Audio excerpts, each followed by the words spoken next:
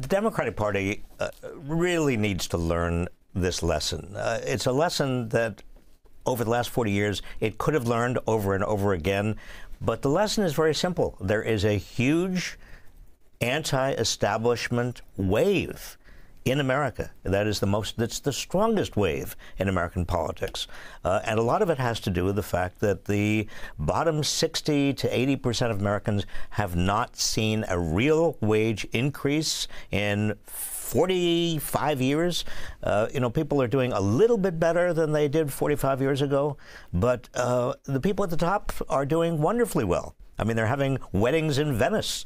There's so much conspicuous consumption at the top. Wealth has been siphoned off, and it's because the economy is rigged. I mean, I hate to say it. This is the one thing that I agree with Donald Trump about.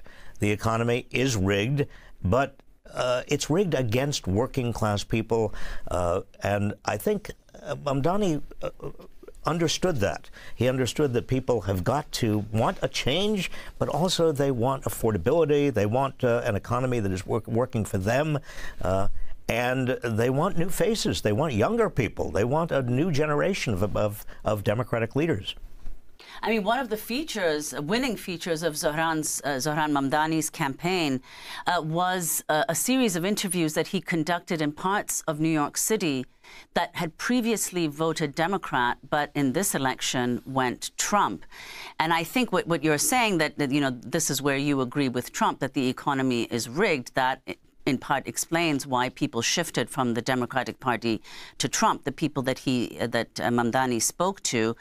And he came to see, in fact, that the problem was affordability. So if you could elaborate a little bit more on how you think this was the perhaps determining issue in this kind of surge towards Trump and the Republican Party in the last election. Well, it's clear that Trump fooled the majority of Americans, or at least a plurality, into thinking that he would be their savior. He would be doing something about prices. He would actually be responding to the needs of average working people. Now, he hasn't, obviously. He didn't in his first term. Remember, the major thing he did in his first term was a big tax cut, mostly for the rich. That's what he's doing now. Again, another big tax cut, mostly for the rich.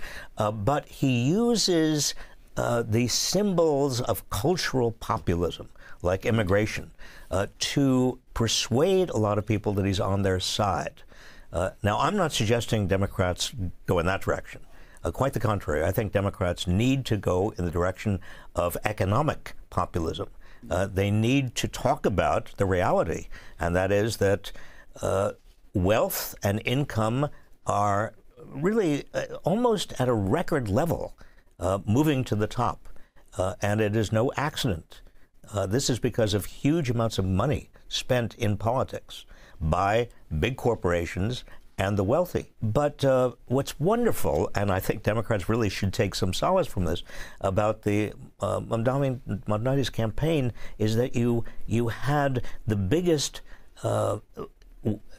war chest in modern American politics against him. You had Bill Clinton endorsing him. Your boss. My former boss. Not my boss anymore. And you have the Democratic establishment really making a kind of last-ditch effort to do everything they possibly could for him. And they failed miserably.